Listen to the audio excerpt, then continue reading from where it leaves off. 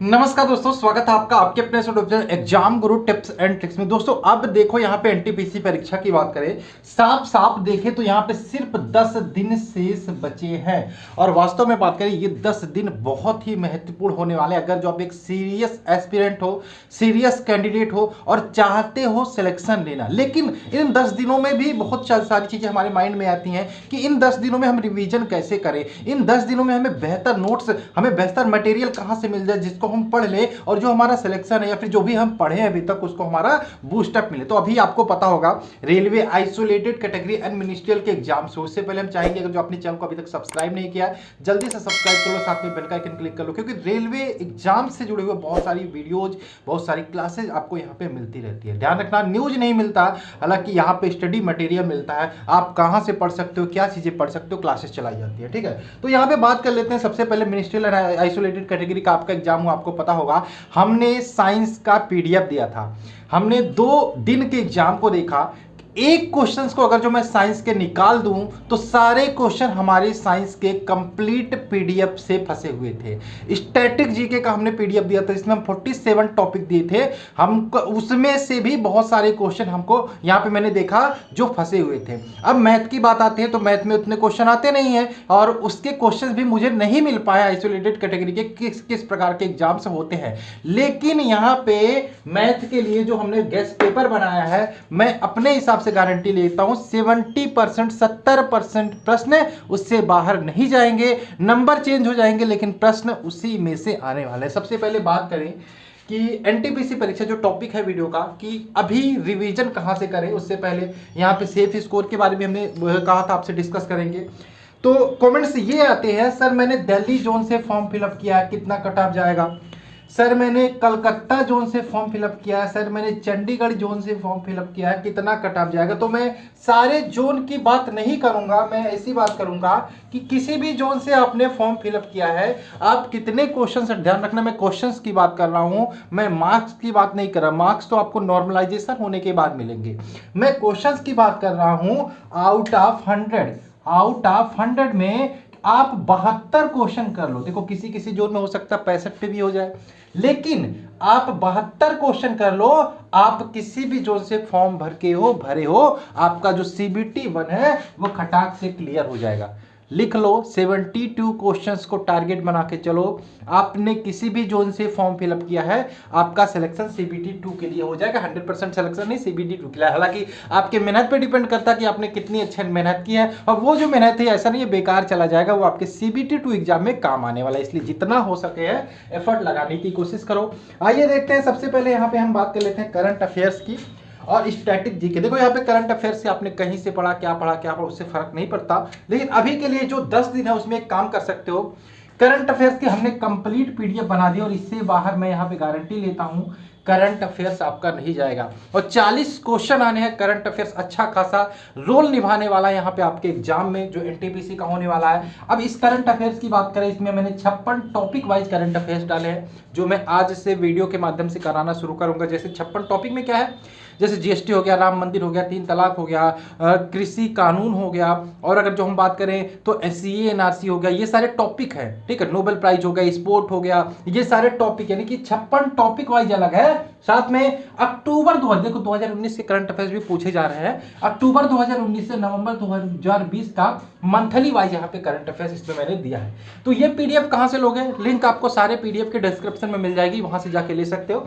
अगर जो कहीं पे कोई प्रॉब्लम आती है तो मेरा व्हाट्सअप नंबर लिख लेना, 83 82 81 18 25, इस पे आप व्हाट्सअप कर सकते हो। ठीक, अब उसके बाद बात करें, ये करंट अफेयर्स है, ये तो रटने वाली पीडीएफ हो गई, इसलिए मैंने बोला इसको पहले ले लेना।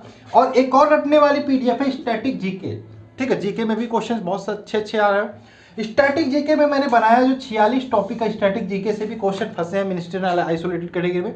कल मैंने वीडियो बना के बताया था कौन कौन से फंसे हैं। 46 टॉपिक का पीडीएफ है, link in the description. Static GK भी बहुत महत्वपूर्ण रोल अदा करने वाला है।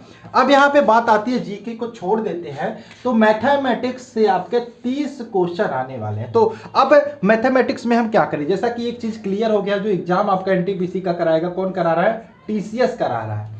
तो टीसीएस करा रहा है, टीसीएस का एग्जाम पैटर्न आप जानते हो, प्रीवियस ईयर्स जो एग्जाम हुए थे रेलवे का टीसीएस ने, इसलिए सबसे इंपॉर्टेंट होगा आपके लिए कि आप प्रीवियस ईयर्स क्वेश्चन कितना लगा पाते हो। तो मेरे हिसाब से आप 20, 20, 25 एग्जाम जितने ज्यादा से ज्यादा लगा पाओ प्रीवियस ईयर्स के क्वेश्चन, वो आपके लिए बेहतरीन रहेगा।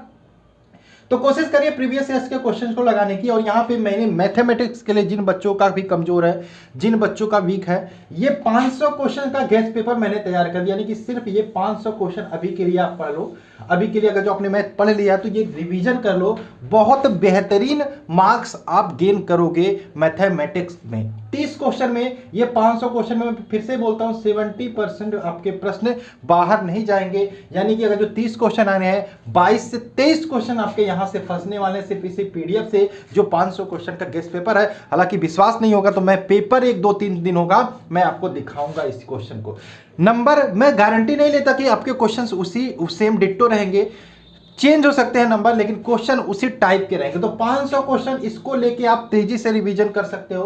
प्रीवियस ईयर्स क्वेश्चन की बात किया मैंने, इसको आप जरूर लगाना। उसके बाद हम रीजनिंग में अगर जो आ जाते हैं तो प्रीवियस ईयर्स 30 एग्जाम के कम से कम क्वेश्चन इसको जरूर लगा लेना। और रीजनिंग में मैं 3-4 इंपॉर्टेंट टॉपिक बताता हूं, जहां से 6 से 7 क्वेश्चन सिर्फ इन्हीं टॉपिक से आने वाले हैं। एक टॉपिक होता है कथन निष्कर्ष, आपने पढ़ा होगा, इसको आप अच्छे से पढ़ लेना, प्रैक्टिस कर लेना।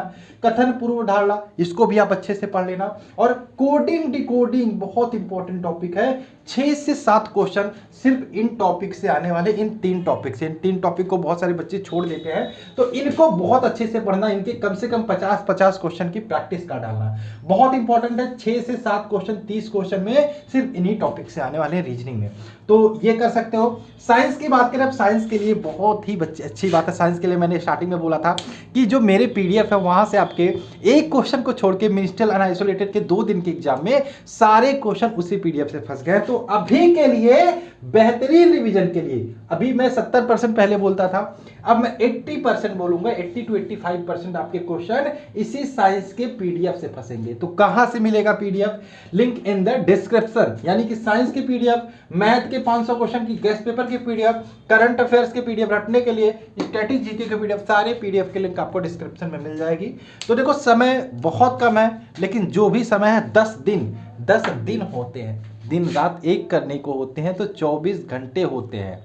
अब 24 गुणे 10 मल्टीप्लाई करो, 240 घंटे होते हैं। 240 घंटे बहुत होते हैं, ठीक है। नींद को कम करो, 6 घंटे डेली सो, 6 घंटे डेली सोते हो, तब भी आपके पास 18 घंटे बचते हैं। यानी कि 18 घंटे, 18 गुणे 10 करोगे तो कितना हो गया? 180 घंटे। 180 घंटे आपके पास बचते हैं। वैसे आपका ये भी कंफर्म नहीं है कि एग्जाम किस डेट को होगा, इसलिए अभी भी हिम्मत मत हारो। आप लोग अगर जो भी बच्चा सोच रहा है कि मेरा सिलेक्शन नहीं होगा, ये नहीं होगा, वो नहीं होगा, मैं एग्जाम क्यों दूं, एकदम कॉन्फिडेंस होकर एग्जाम को देखो। यहाँ पे मैं बताना चाहता हूँ 35,000 जो वैकेंसी है उसमें CBT 2 के लिए कितने बच्चों का सिलेक्शन होगा आपको पता है? 7 लाख बच्चों का सिलेक्शन होगा, और 7 लाख में आप भी हो सकते हो थोड़ा सा मेहनत करके। और यहाँ पे 72 क्वेश्चन मैंने बताया सेफ स्कोर, जरूरी नहीं है, मैंने एवरेज बताया है, एवरेज बताया। ये आपका किसी जोन में 60 पर भी हो सकता है, 60 क्वेश्चन पर भी सिलेक्शन हो सकता है, किसी जोन में 65 पे भी हो सकता है, लेकिन मैंने एवरेज बताया है कि 72 आप लेके चलोगे कि आप 72 क्वेश्चन करके आओ, ठीक है। 72 में 1-2 क्वेश्चन मान लो गलत भी हो जाता है, कोई दिक्कत नहीं, आपका सिलेक्शन CBT 1 के लिए, CBT 2 के लिए हो जाएगा, ठीक है। तो ये सारी चीजें कर सकते हो। अभी रिवीजन के लिए जो मैंने बताया लास्ट टाइम में 10 दिन में ये 500 क्वेश्चन गेस्ट पेपर के आप जरूर लगाना। और रीजनिंग की बात करें, ये 3 टॉपिक आप जरूर पढ़ना, प्रीवियस ईयर्स के क्वेश्चन लगा लेना, क्योंकि एग्जाम TCS करने वाले पैटर्न वही रहेगा। साइंस के लिए हमारी PDF है, लिंक इन डिस्क्रिप्शन। 85% गारंटी है यहाँ पे क्वेश्चन फंसने वाला। करंट अफेयर्स की बात करें, कंप्लीट PDF है, इसको लेकर आप रिवीजन कर सकते हो। स्टैटिक जीके की बात करें, 46 टॉपिक का PDF है, इसको पढ़ डालो, उसके बाद आपकी लाइफ जो होगी वो चिंगा लाला हो जाएगा। ऐसा नहीं सारे PDF की बात कर रहा हूँ जो आपके रेलवे के एग्जाम में ही काम आने वाले, आपके ग्रुप D के एग्जाम में भी काम आएंगे, एवरी एग्जाम के लिए ये इंपॉर्टेंट है, इसलिए एक बार लेना है आपको, कोई दिक्कत नहीं है। और जाइए लिंक इन द डिस्क्रिप्शन, यानी कि लिंक आपको डिस्क्रिप्शन में मिल जाएगा, वहाँ से PDF ले सकते हैं। अभी के लिए कोई क्वेश्चन हो आप मुझे कमेंट बॉक्स में कमेंट कर सकते हैं, साथ में WhatsApp नंबर दे दिया है, कोई प्रॉब्लम होती है यहाँ पे पूछ सकते हो। और Instagram हैंडल है हमारा, लिंक आपको डिस्क्रिप्शन में मिल जाएगा। और टेलीग्राम ग्रुप आप जरूर ज्वाइन करना, क्योंकि टेलीग्राम ग्रुप में ही आपको जो PDF होती है इंपॉर्टेंट, वो आपको वहाँ पे प्रोवाइड किए जाते हैं। तो आशा है आपको ये वीडियो पसंद आई होगी, तो वीडियो को लाइक करना मत भूलना। चलिए मिलते हैं, छोड़ेंगे। जय हिंद दोस्तों।